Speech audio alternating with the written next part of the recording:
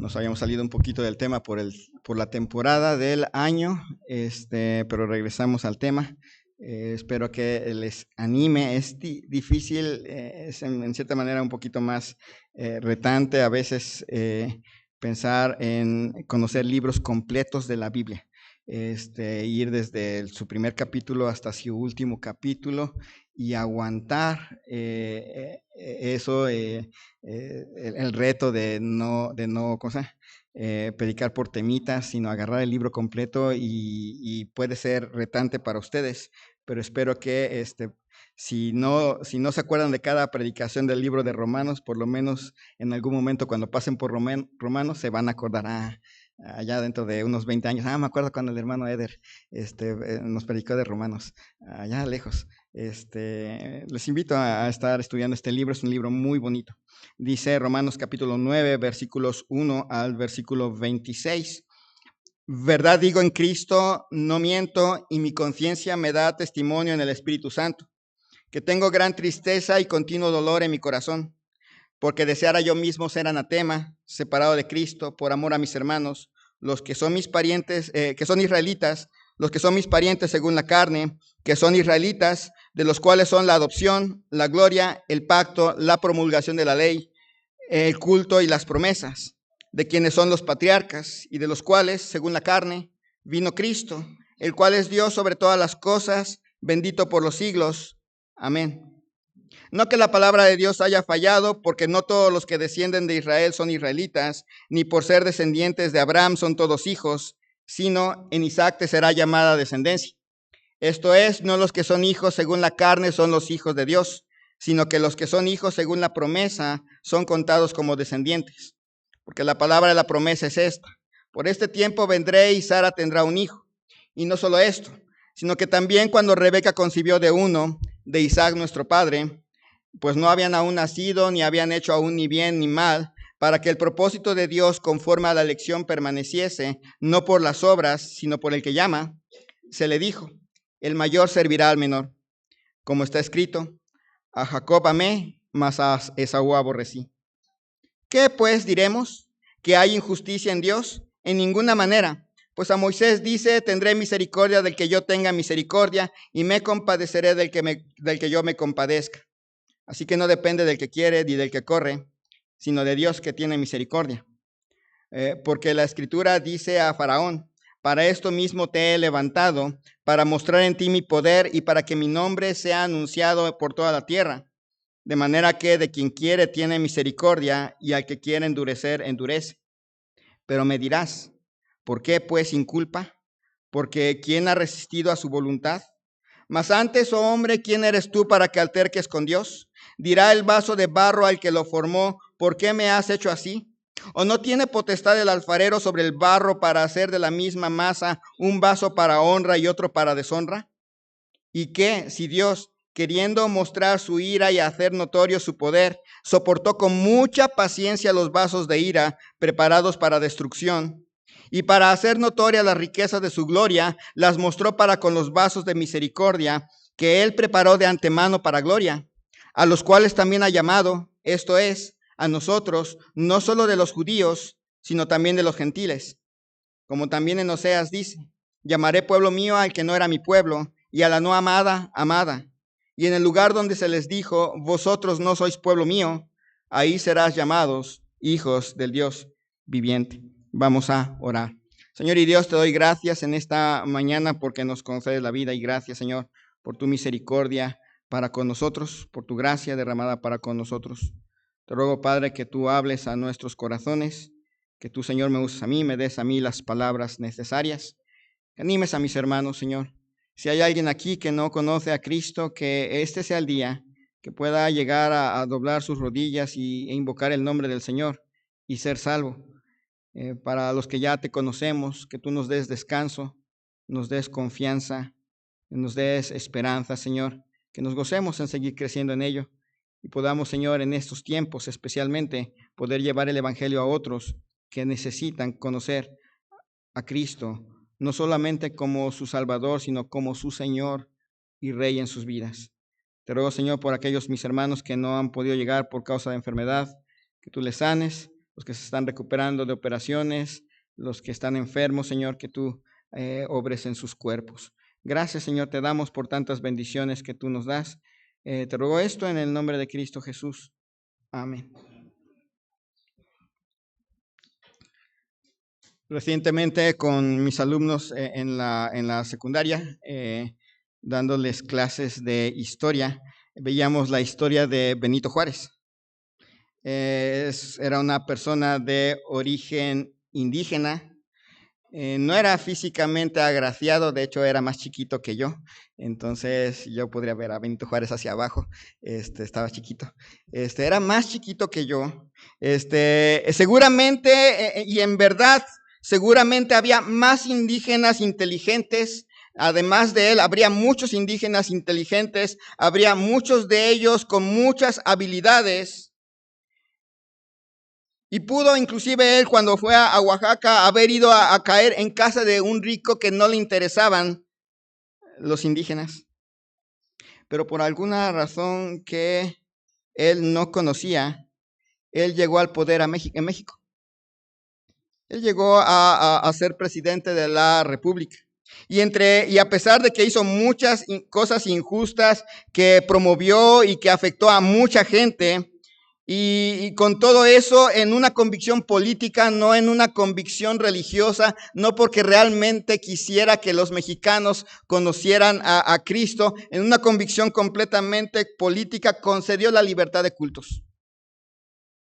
Y así fue como llegaron los primeros bautistas a México en 1868, hace ya más de un siglo. Que Benito Juárez dará cuentas a Dios por no creer en Cristo, eso es una realidad. Que él va a dar cuentas porque causó mucho sufrimiento a muchos indígenas que perdieron sus tierras, él va a dar cuentas. Eso es una realidad. Pero Dios quería que el evangelio llegara a México. Dios quería que el evangelio llegara a un país que estaba cerrado a la predicación del evangelio. Él lo quería, porque Dios amaba y ama a los mexicanos, porque Dios nos ama a nosotros. Y esa era su voluntad, y por esa voluntad levantó a alguien que llegara al poder para que se hiciera la voluntad de Dios, que el evangelio llegara a nuestro país. Hoy vivimos en un mundo inestable. Si usted tiene la mala costumbre de ver las noticias en la mañana, o la mala costumbre de verlas en la tarde, o la mala costumbre de verlas en la noche en lugar de leer la Biblia, se va a encontrar que vivimos en un mundo muy inestable, donde no sabemos qué van a hacer nuestras autoridades, no sabemos si mañana van a estar bien o si la autoridad del país que está junto a nosotros va a amanecer de buenas o va a amanecer de malas, no lo sabemos. Pero hoy vamos a ver varias razones por las cuales podemos confiar en nuestro Dios y descansar el día de hoy y mañana. Varias razones en las cuales podemos decir, tenemos la confianza de que independientemente de la autoridad que tengamos, Dios sigue estando en control. Dios sigue siendo soberano. Independientemente de las circunstancias en que vivimos, podemos tener la confianza de que todas las cosas están orquestadas para nuestro bien y podemos descansar en ello. Comienza diciendo leyendo capítulo 9, versículo 19, la primera razón es que tenemos un Dios justo. Dice, pero me dirás, ¿por qué pues sin culpa? Porque ¿quién ha resistido a su voluntad? Pero me dirás, ¿por qué pues todavía nos reprochas? Porque ¿quién puede oponerse a su voluntad? La objeción de esta persona hipotética a la cual Pablo le escribe surge de no poder distinguir entre la voluntad providencial de Dios y lo que Dios le ordena a las personas en su palabra revelada.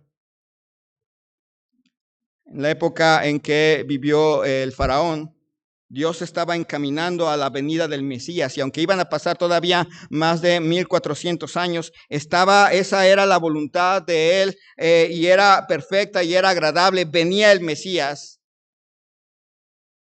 Y lo que Faraón hiciera, lo que Faraón decidiera, no importaba, no se podía evitar que la voluntad de Dios, que el Mesías llegara, que el pueblo de Israel reflejara la gloria de Dios. No se podía evitar eso.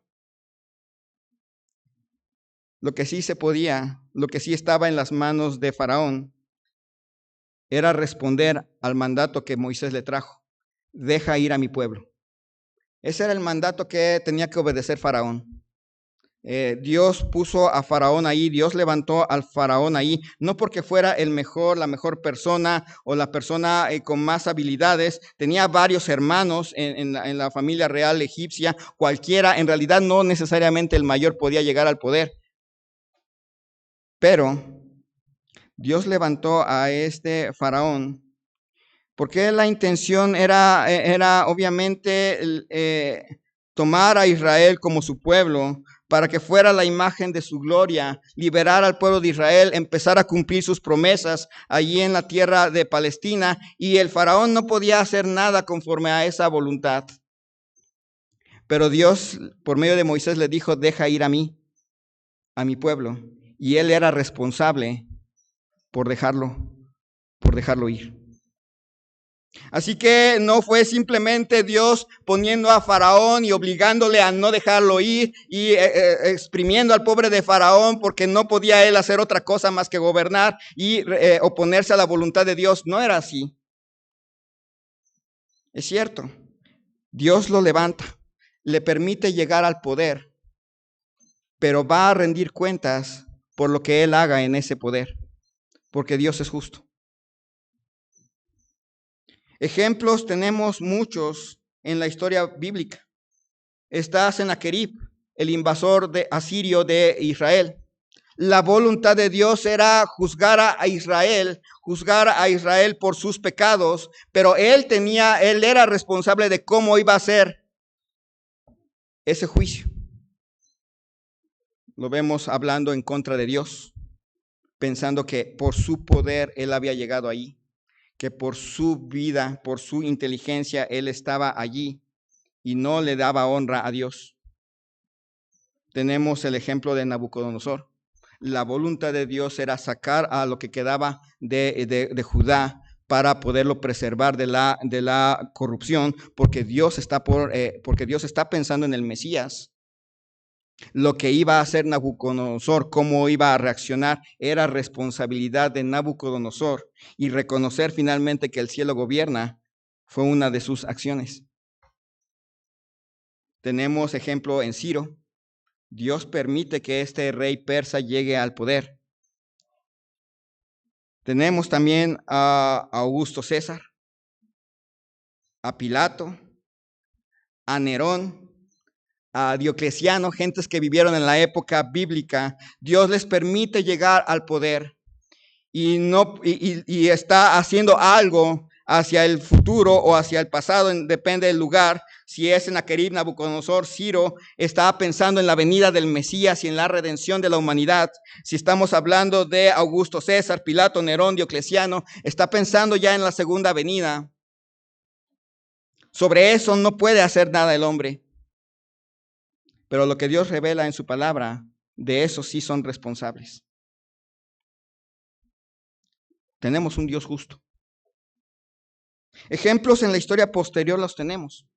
Ya pensando en que Dios quiere que el evangelio se expanda por todo el mundo, ya pensando que haya discípulos en todas las naciones, ya pensando que la palabra de Dios se vaya extendiendo, pues Dios levantó a Constantino para que se acabaran las persecuciones en el Imperio Romano. Dios levantó a Mehmed II para que conquistara Constantinopla y que los eruditos que tenían los escritos, los mejores manuscritos en griego del Nuevo Testamento, alcanzaran el mundo occidental, emigraran, para que después tuviéramos la Biblia en nuestros idiomas. Dios quería evitar que esa expansión del evangelio se detuviera con Lutero. Y ahí está Carlos V, está Enrique VIII, una persona que de dudosa reputación, pero que permite la existencia después de los puritanos, separatistas y finalmente bautistas. nuestro país cerrado al evangelio, hasta que llega una persona que no tiene convicciones religiosas, pero que permite que el evangelio entre a nuestro país.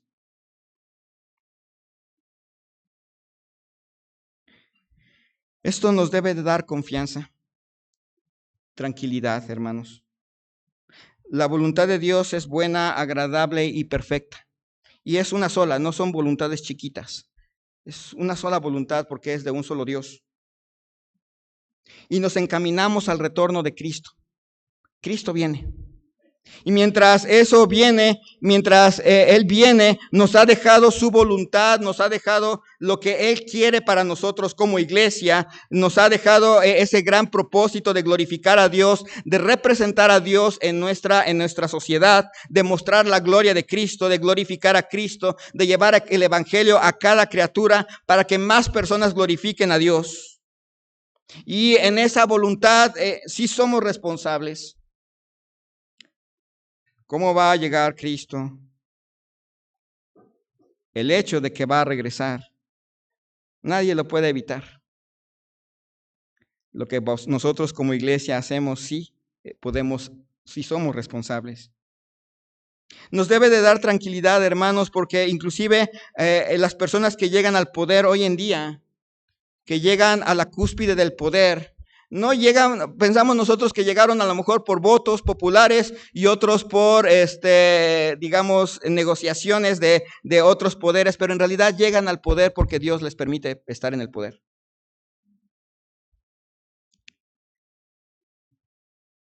Porque está dando pasos Dios en su voluntad para el bien de su pueblo. Y sabemos que su voluntad es buena, agradable y perfecta. Y podemos descansar y tener la tranquilidad de que inclusive la peor persona que llegue a la cúspide de la autoridad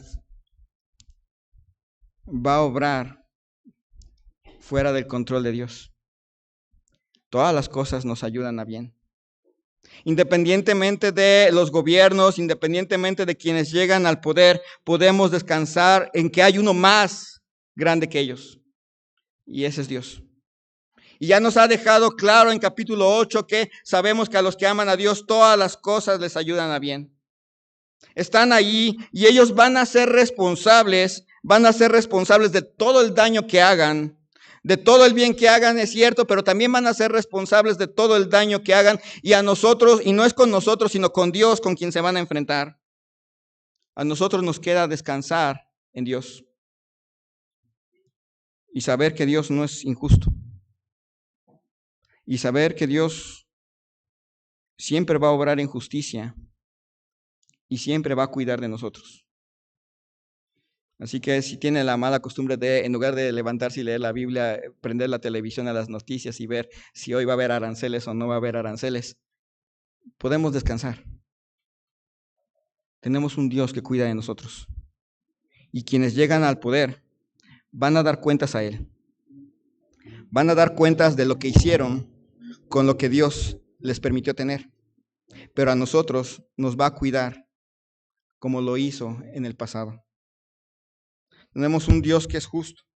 También tenemos un Dios que es soberano. Cuando pensamos mucho en soberanía, a veces pensamos que soberanía es igual a elección y predestinación, pero soberanía es en realidad igual a reinado. No lo estamos acostumbrados porque vivimos en un país democrático donde la soberanía descansa en el pueblo. Pero la Biblia no fue diseñada para una democracia. La Biblia fue diseñada para mostrarnos a un rey que gobierna, a un rey que actúa, a un rey que concede gracia, a un rey que ama, pero también a un rey que es justo y que es santo. Dice ahí en versículos 20 y 20 en adelante, dice, mas antes, oh hombre, ¿quién eres tú para que alterques con Dios? Dirá el vaso de barro al que lo formó, ¿por qué me has hecho así? ¿O no tiene potestad el alfarero sobre el barro para hacer de la misma masa un vaso para honra y otro para deshonra? ¿Y qué si Dios, queriendo mostrar su ira y hacer notorio su poder, soportó con mucha paciencia los vasos de ira preparados para destrucción? Y para hacer notorias las riquezas de su gloria, las mostró para con los vasos de misericordia que él preparó de antemano para gloria. Al contrario, hombre, ¿quién eres tú para que discutas con Dios? Dirá el objeto moldeado al que lo moldeó, ¿por qué me has hecho así? ¿O no tiene derecho el alfarero sobre el barro para hacer de una misma masa un vaso para uso especial y otro para un uso ordinario? Al que duda de la justicia de Dios se le recuerda que cuestionarla viene de nuestra naturaleza pecaminosa. Es cierto, vemos cosas, pero no vemos el trasfondo. ¿Se acuerdan de lo que le pasaba a Job? Sus amigos veían a Job enfermo, pero no pudieron ver, ni siquiera Job pudo ver el entorno alrededor de él. No lo pudo ver. Y acostumbramos a hacer juicios que pueden llegar a ser arrogantes y descarados por el simple hecho de que no conocemos los trasfondos. Al que duda de la justicia de Dios se le olvida que si una persona que moldea una obra tiene derecho a hacerla como él quiere, nosotros tenemos a un creador que es bueno, que es justo y que es perfecto y que tiene derecho a moldear las masas. El que duda de la justicia de Dios se le olvida que nadie puede discutir con Dios y ganar. Nosotros no somos los jueces. Él sabe por qué pasan las cosas. Él sabe por qué hay ciertas personas en el poder. Él lo sabe y siempre va a hacer algo bueno para nosotros. Siempre va a terminar en la gloria de Dios. Al que duda de la justicia de Dios se le olvida que Dios tiene derecho de escoger de toda la masa de seres humanos a unos para un uso específico y a otros para un uso cotidiano. Él puede hacerlo. No es que tal persona, Benito Juárez, llegó al poder porque era especial, sino porque Dios tenía el derecho de llevar a esta persona al poder con un propósito más grande. Y no era que venciéramos en la guerra contra los franceses, sino que era tiempo que el evangelio empezara a entrar a nuestro país. Un propósito más grande que el de una nación y el forjar un país.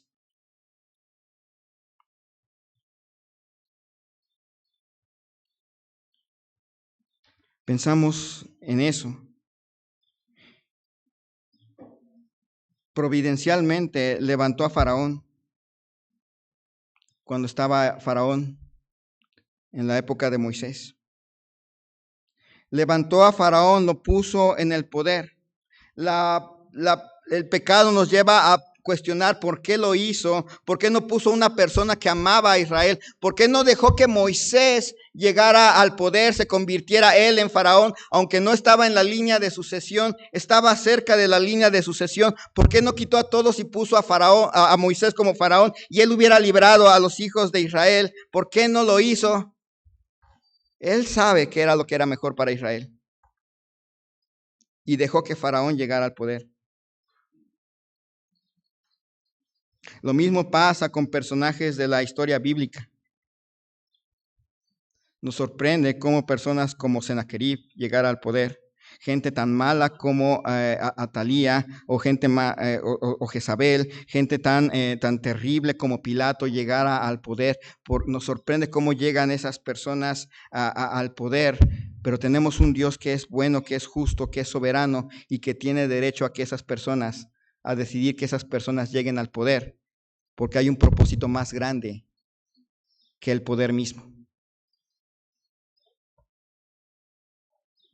Dios sigue reinando. Y como rey, su voluntad siempre, recuerden, como rey, su voluntad siempre será buena, agradable y perfecta. Y como rey soberano, él tiene el poder para orquestar todo para el bien de los que aman a Dios. Y Dios sigue reinando y como rey tiene el derecho de decidir quién se levanta en el poder, a quién lo coloca en el lugar de prominencia. Y aunque esa persona va a ser responsable ante Dios por los actos que ella haga, Dios tiene derecho para colocar a unas personas en el poder y a otras no.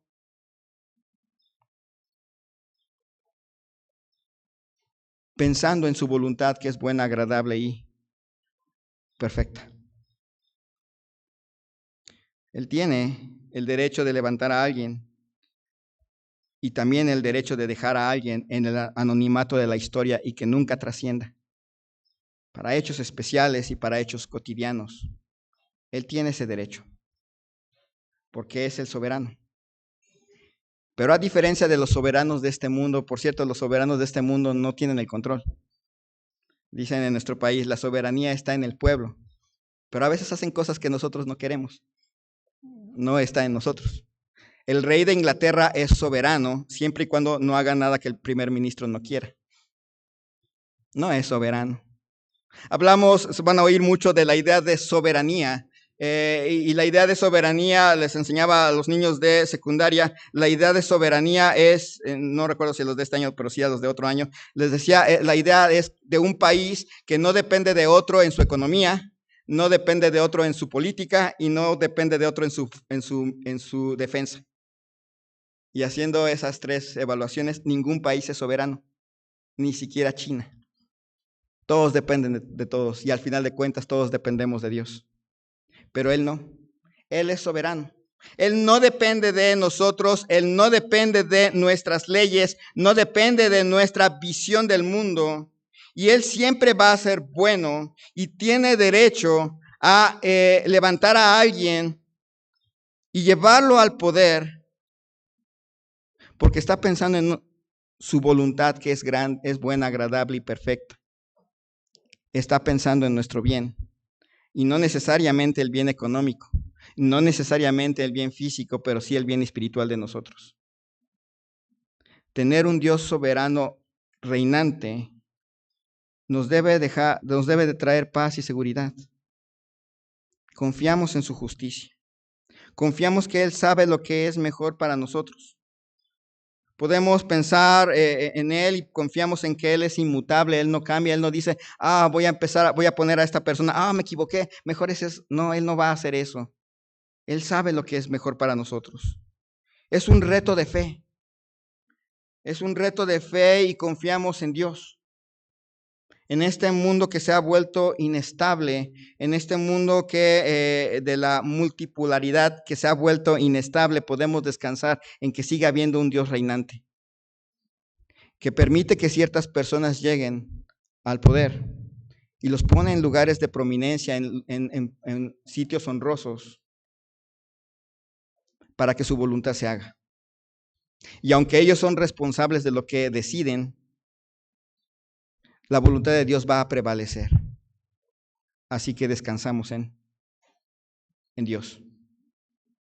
Dice versículos 22 al 24 del mismo capítulo de Romanos capítulo 9, versículos 22 al 24. Y que si Dios, queriendo mostrar su ira y hacer notorio su poder, soportó con mucha paciencia los vasos de ira preparados para destrucción.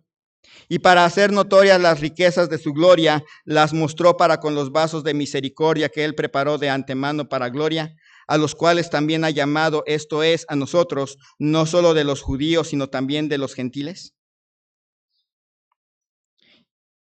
Pregunta, ¿y qué si Dios, aunque tiene derecho de mostrar su ira y hacer notorio su poder, soportó con mucha paciencia a los que eran objeto de su castigo y estaban destinados a su destrucción? Y para hacer notorias las riquezas de su gloria, las mostró para con los vasos de misericordia que Él preparó de antemano para esa gloria, a los cuales también ha llamado, esto es, a nosotros, no solo de los judíos, sino también de los gentiles. Tenemos un Dios que es rico en misericordia. Él tiene el derecho de mostrar su ira y hacer notorio su poder, pero también tiene derecho a ser paciente. Y de hecho es muy paciente. No es que nosotros le podamos obligar a ser paciente. Él es paciente y muy paciente. Tiene derecho a ser paciente con esos vasos que Dios puso para uso especial, pero que rechazaron esa bendición.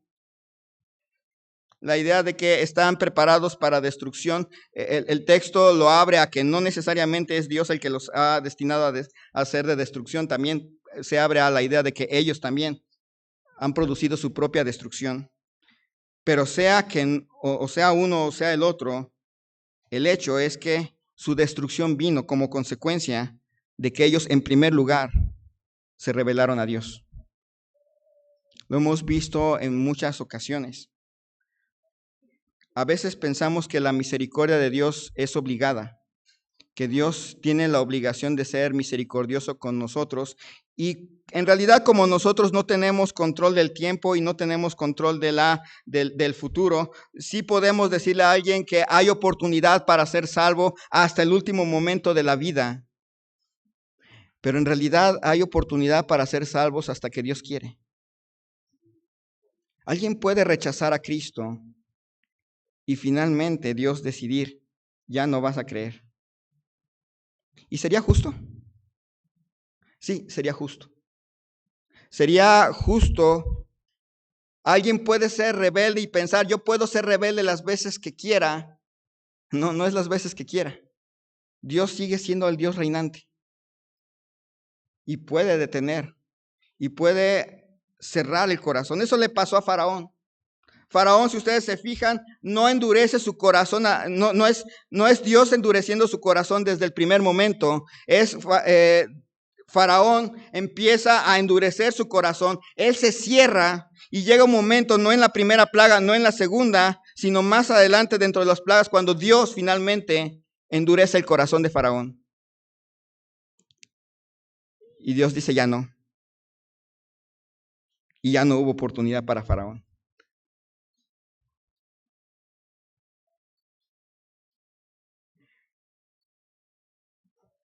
Pero piensen en esto.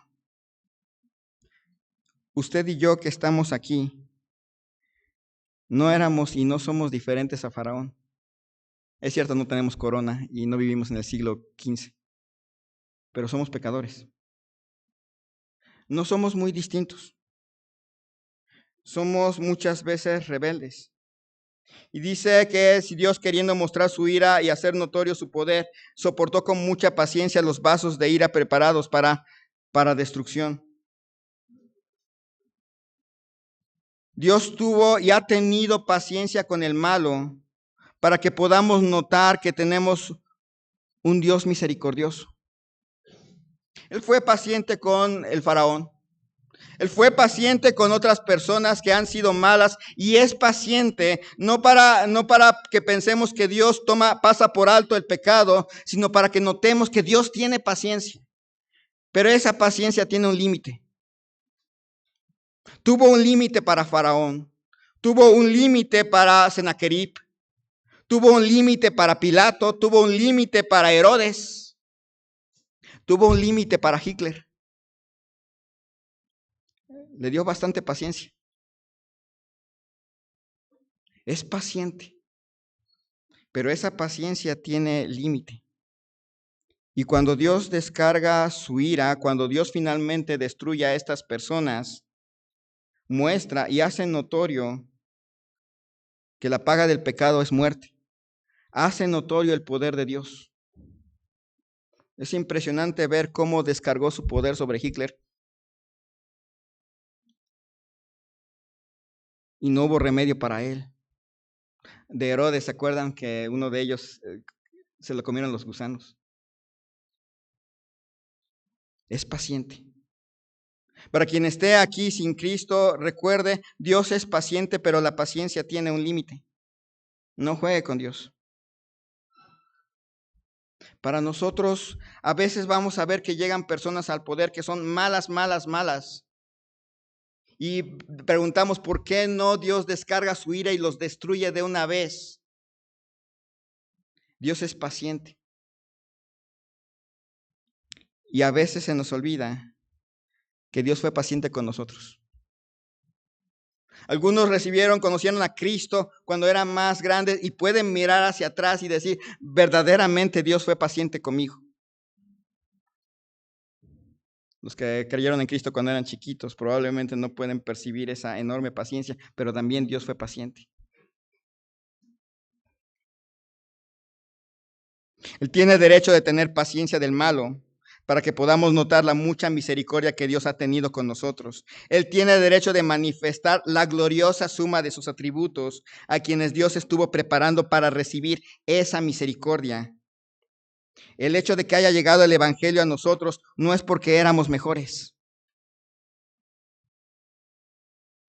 El hecho de que hayamos podido conocer a Cristo como nuestro Salvador personal no es porque fuéramos mejores que el resto de las personas. Dios tuvo mucha misericordia de nosotros. No lo merecíamos. Merecíamos continuar perdidos hasta el final, pero Dios nos alcanzó. Él tiene derecho a mostrar su gloria a los que ha llamado. Dice ahí al final del versículo 24, a los cuales también ha llamado, esto es a nosotros, no solo de los judíos, sino también de los gentiles. Un día llegó el Evangelio y ha llegado tanto a judíos como a gentiles, ahora ya más a gentiles que a judíos. En la época en que Pablo escribió el Evangelio, ese llamado fue atendido por judíos, pero también fue extendido a los gentiles. Y formamos un nuevo pueblo, la iglesia. Un pueblo diferente, llamado por Dios a mostrar la imagen de Cristo.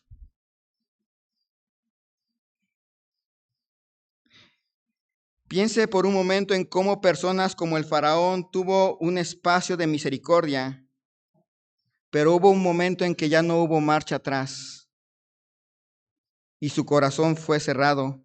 Él lo cerró, luego Dios lo cerró para ya no tener oportunidad más. Lo mismo le ha pasado a muchas personas a lo largo de la historia en la Biblia, pero también fuera de la Biblia. Piense en cómo dejó claro que Él sigue siendo el Señor.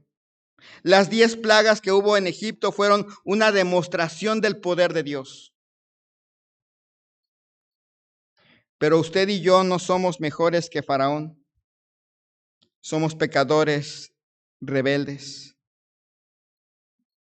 Y Dios nos dio la misericordia de conocer a Dios, de conocerle. Dios nos concedió esa misericordia, algo que no merecíamos, que no merecemos. Piense en cómo Dios le llamó al arrepentimiento. Piense en cómo ahora lo ha colocado en una posición especial. Ninguno de nosotros está en el gobierno, pero estamos aquí para manifestar la gloria de nuestro Salvador. Que la gente pueda mirar en nosotros a Cristo. ¿Una gran posición? Sí.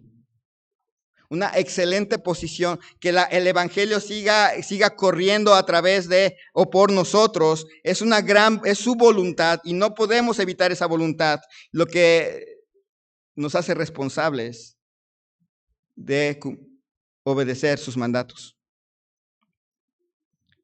Pero en este tiempo de dificultades, en este tiempo de un mundo inestable, descansamos en un Dios soberano que a veces va a tener paciencia de los gobernantes malos, pero no porque pase por alto sus pecados, sino para recordarnos la mucha paciencia que ha tenido con nosotros. Si hay alguien aquí que no conoce a Cristo y que vive en el pecado, ya sea haciendo cosas malas o ya sea llevando la religión a su modo, el que no le pase nada no es porque Dios ignore su pecado, es por su misericordia, porque Dios quiere que proceda al arrepentimiento. Para todos nosotros es recordar que Dios ha sido muy paciente, muy, muy paciente, y nos dio la misericordia, concedió la misericordia de conocer a nuestro Dios. Dice versículos 25 al 26, como también en Oseas dice, llamaré pueblo mío al que no era mi pueblo y a la no amada, amada, y en el lugar donde se les dijo, vosotros no sois pueblo mío, allí serán llamados hijos del Dios viviente. Tenemos un Dios soberanamente fiel, Él cumple su palabra. Todo lo que Él ha dicho y que ya se ha cumplido nos muestra que Dios cumple su palabra. Todo lo que falta por cumplirse nos recuerda que Dios va a cumplir su palabra. Tenemos un Dios que es fiel en medio de un mundo lleno de ilusiones que se descompone. Oseas vivió en un momento difícil del pueblo de Israel. Él era un profeta que predicó al reino del norte, el reino que se había apartado de Dios desde Jeroboam, y vivió en ilusiones. Cuando Oseas predicó, Oseas vivió en un Israel bonito, en un reino de riquezas, en un reino de poder económico, en un reino donde Asiria no estaba, y probablemente llegaron a conclusión equivocada, a la ilusión de que aunque andaban mal, les podía ir bien. Se parece a nuestra época, ¿verdad? En una sociedad que a lo mejor piensa que y se hace la ilusión de que va a mejorar, cuando no es así. En un mundo donde algunas personas pueden tener mucho dinero y pensar que están bien. Tenemos un Dios fiel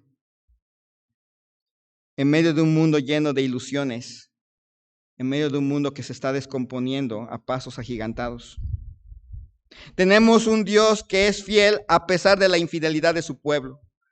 El libro de Oseas es un libro muy especial porque a Oseas mismo le manda casarse con una mujer que no le va a ser fiel. Esa mujer le va a ser infiel. Cuando uno va leyendo el libro de Oseas se sorprende porque normalmente se le paga a la mujer para ser infiel y esta mujer paga por ser infiel. Le paga a otros por ser infiel con ellos, pero el dinero que usa es de Oseas. Oseas le da cosas a su esposa y su esposa lo usa para engañarlo. Ni siquiera recibe un beneficio de la otra persona. La otra persona con la que adultera recibe los beneficios que Oseas le da. Y aún así, Dios le manda a Oseas serle fiel. Termina ella en un mercado de esclavos donde merece estar. Y Dios le manda, ve y cómprala y límpiala y regrésala a su estado normal. Así de fiel es Dios.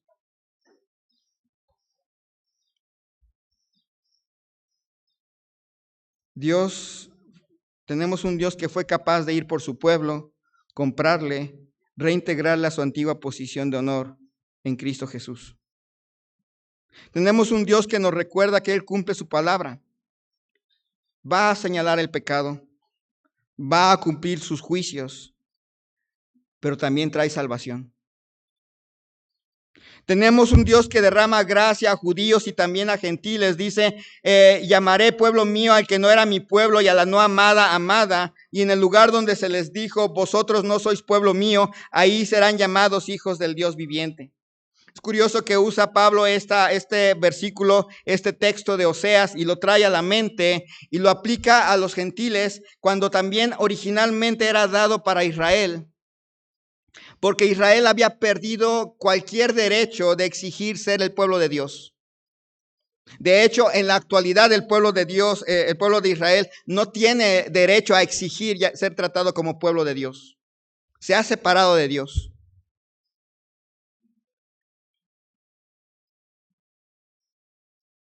Pero vino Cristo para redimir a todo aquel del pueblo de Israel que cree en Él. Los gentiles. Desde la época de Noé, Dios no trataba con pactos con ellos, con nosotros, somos gentiles. Dios no trataba con nosotros. No éramos su pueblo. No había promesas para el pueblo gentil. No nos tomaba como pueblo de Dios. Pero vino Cristo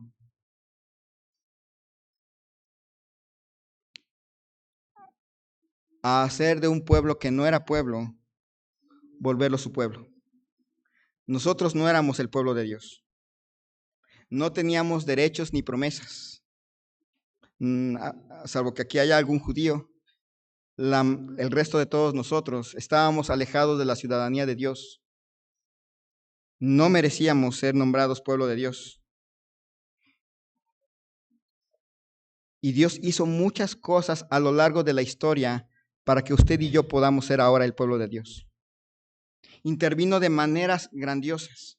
A veces dejó que hubiera personas muy malas en el poder para poder llegar a este momento para usted y para mí. Y aunque esas personas muy malas que llegaron al poder van a dar cuentas a Dios de sí, el hecho es que la voluntad de Dios es que el evangelio llegara hasta nosotros y siga circulando.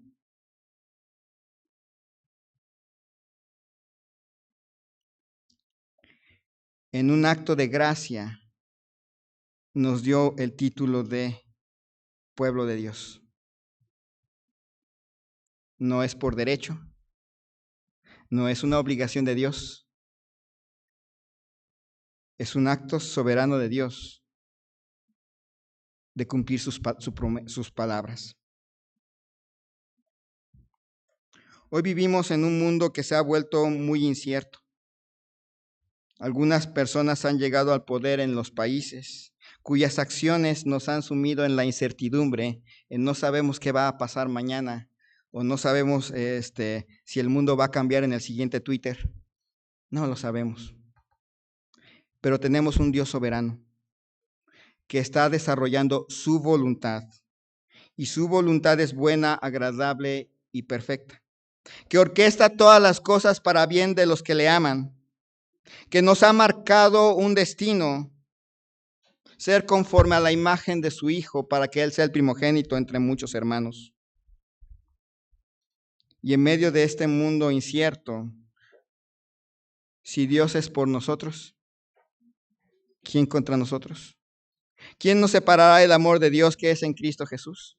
Ni la muerte, ni la vida, ni ángeles, ni principados, ni potestades, ni lo presente, ni lo porvenir, ni lo alto, ni lo profundo, ni ninguna otra cosa creada. Es un buen momento para declarar nuestra confianza en Él. En ese Dios soberano que no es injusto. En ese Dios soberano que es misericordioso. En ese Dios soberano que nos incluye como su pueblo. Y si hay alguien aquí que no ha conocido a Cristo como su Salvador y como su Señor, que no ha invocado el nombre del Señor para ser salvo, no juegue con la paciencia de Dios, porque Dios también tiene un límite para el que está en pecado.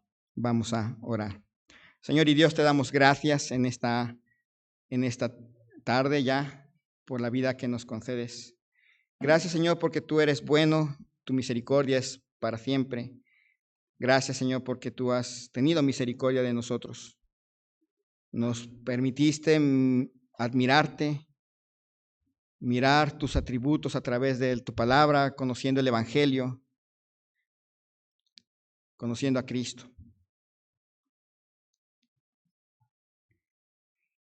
Y en este tiempo, Señor, necesitamos confiar en tu justicia. Necesitamos confiar en tu paciencia, en tu misericordia, en tu bondad. Necesitamos confiar en ti. Necesitamos confiar, Señor, en que tú, Señor, eres soberano y en verdad todo lo que tú haces, Señor, al final de cuentas es para tu gloria y para bien nuestro.